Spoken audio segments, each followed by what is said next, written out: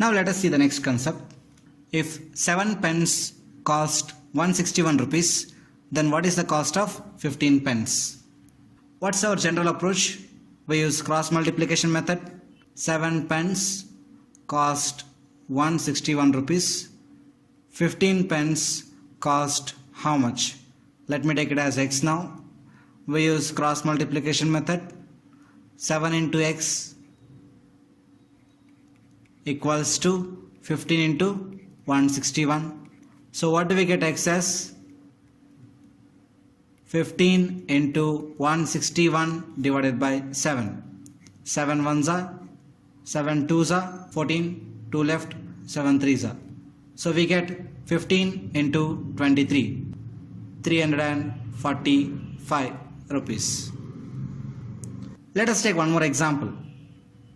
If 10 men can complete a work in 18 days, then 15 men will take how many days to complete the same work?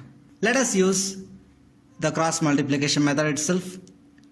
10 men, 18 days. 15 men, how many days? Let me take it as x. If we cross multiply, we get 10 into x equals to 18 into 15. We'll simplify. 5 twos are, 5 threes are, 2 ones are, 2 nines are. X equals to 27. Is it not wrong? Because 10 men are taking 18 days, 15 men are taking 27 days. If the number of men increases, they should take less days, right? So it means what? In such cases, cross multiplication methods do not work. In the first case, it is fine. It works perfectly. But in the second case, it doesn't work. So in such cases, what should be our approach? The approach is more or less concept. So now let us see more or less concept. 7 pence cost 161 rupees. 15 pence cost how much? The number of pence increased means our price or cost should also increase. I mean, it should be greater than 161. So this price should be more. We should take the ratio between similar quantities. I mean, we will take the ratio between pence now. Number of pence.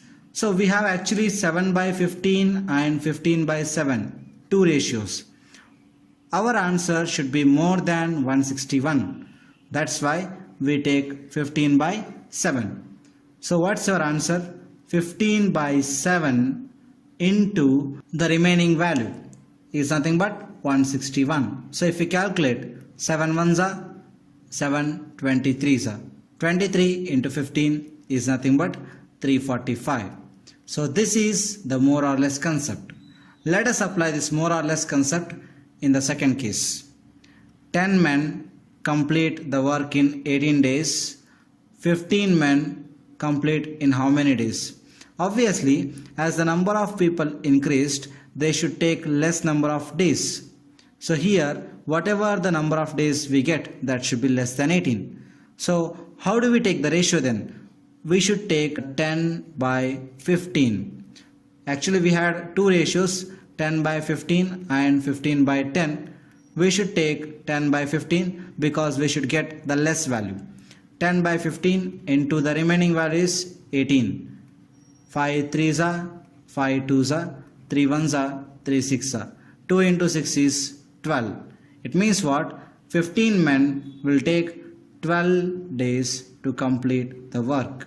This is what is more or less concept. It is very useful in solving the questions. Let's see some problems. In a class, the ratio of boys and girls is 2:3. If 10 boys and 10 girls joined newly, the ratio becomes 4:5. Find the total number of students in the class initially. Let's go with the usual approach first. The ratio of boys and girls is given as 2:3. So let us take the total number of boys is 2x and total number of girls is 3x. This is the old one. The new one, the number of boys becomes 2x plus 10 and number of girls becomes 3x plus 10 because 10 girls joined newly.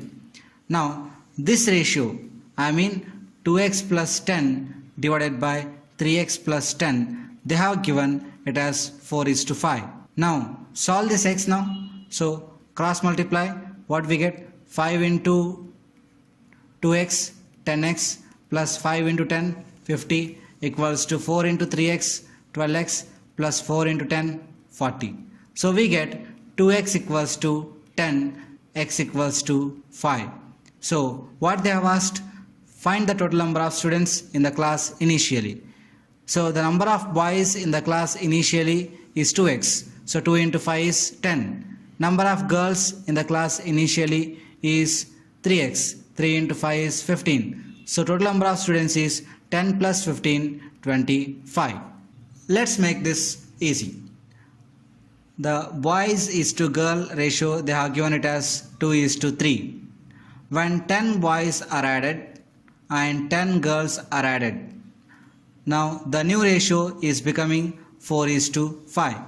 How much increase is there here? There is increase in 2. Here also increment of 2.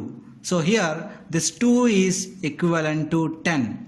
It means 1 is equivalent to 5. What they have asked?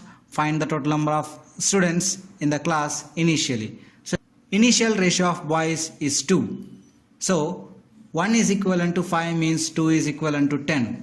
Initial ratio of girls is 3. 1 is equivalent to 5 means 3 is equivalent to 15. So what is the total number here? 10 plus 15, that is nothing but 25. Or what you can do is, what is the initial total ratio? 2 plus 3, that is nothing but 5. 1 is equivalent to 5 means 5 is equivalent to 25. You can directly do like this also. Let's see one more problem. In a class, the ratio of boys and girls is 7:4. If 18 boys and 18 girls left the class, the ratio becomes 4:1. Find the total number of students remaining in the class. Now let us take the ratio boys is to girl is 7:4. So let us take the number of boys as 7x, number of girls as 4x. This is the old case. In the new case, 18 boys left. It means the number of boys becomes 7x minus 18. Number of girls becomes 4x minus 18. This ratio they are given 4:1. 7x minus 18 by 4x minus 18 is 4:1. So cross multiply. 1 into 7x, 7x minus 1 into 18 is 18. 4 into 4x, 16x. 4 into 18 is 72. So we get 9x equals to 54. So we get x equals to 6. What they have asked? They have asked the total number of students remaining in the class. The number of boys remaining in the class is 7x minus 18. So 7 into 6 minus 18. 42 minus 18 is nothing but 24. Here number of girls remaining in the class is 4x minus 18. 4 into 6 minus 18. 24 minus 18 is 6. So total number of students remaining in the class is 24 plus 6, 30. So let's use a simpler method here. Boys and girls. The ratio initially is 7:4. 18 boys left the class and 18 girls left the class. In that case, the new ratio becomes 4:1. See how much decrease is there? There is a decrement of 3 units here. Here also decrement of 3 units. So this 3 units is equivalent to 18. So 1 is equivalent to 6. What they have asked? Total number of students. What is the total number of students remaining in the class? Total number of students remaining in the class is nothing but 4 plus 1, that is 5. 1 is equivalent to 6 means 5 is equivalent to 30. So the total number of students remaining in the class is 30.